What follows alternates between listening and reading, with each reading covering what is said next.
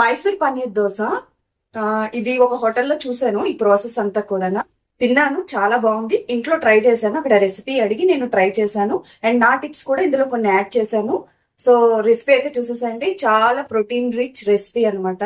స్పైసీగా ప్రోటీన్ తో ఉంటుంది, సూపర్ గా ఉంటుంది. చూసేసాను.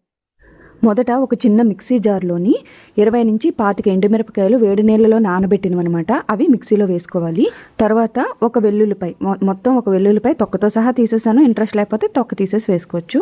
అవి వేసేసి తర్వాత పుట్నాల పప్పు అంటే వేపిన శనగపప్పు కూడా 1 కప్పు వరకు వేసుకొని అందులోనే చిటికెడ పసుపు, 1 టీ స్పూన్ వరకు జీలకర్ర, 1 టీ స్పూన్ వరకు ధనియాలు వేయాలి. నా దగ్గర ధనియాలు లేవని ధనియాల పొడి వేశాను. అలాగే ఒక 3 రెబ్బల వరకు కరివేపాకు, ఒక చిన్న ఉసిరికాయ అంతా చింతపండు, ఇంకా ముఖ్యంగా మర్చిపోకుండా ఉప్పు వేసి ఇవన్నీ కూడా సాఫ్ట్గా మెత్తటి పేస్ట్లా తయారు చేసేసుకోవాలి.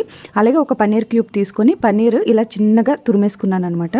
ఆ పన్నీర్ తురుము ఒక ప్లేట్లో పక్కన పెట్టేసుకొని ఇప్పుడు స్టవ్ ఆన్ చేసేసి ప్యాన్ వేడి చేసుకొని అందులో మనం రెగ్యులర్గా రుబ్బుకుంటాం కదా దోశల పిండి, ఆ దోశ పిండితోటి ఒక మంచి దోశ, పెద్ద దోశ వేసేసుకొని ఆ దోశ ఒక 50% వరకు బాగా కాలిన తర్వాత మనం రెడీ చేసుకున్న ఈ మైసూర్ కారాన్ని స్ప్రెడ్ చేసుకోవాలి మొత్తం దోశ అంతా కూడా. దీనిపైన పన్నీర్ స్ప్రెడ్ చేసుకుంటాము.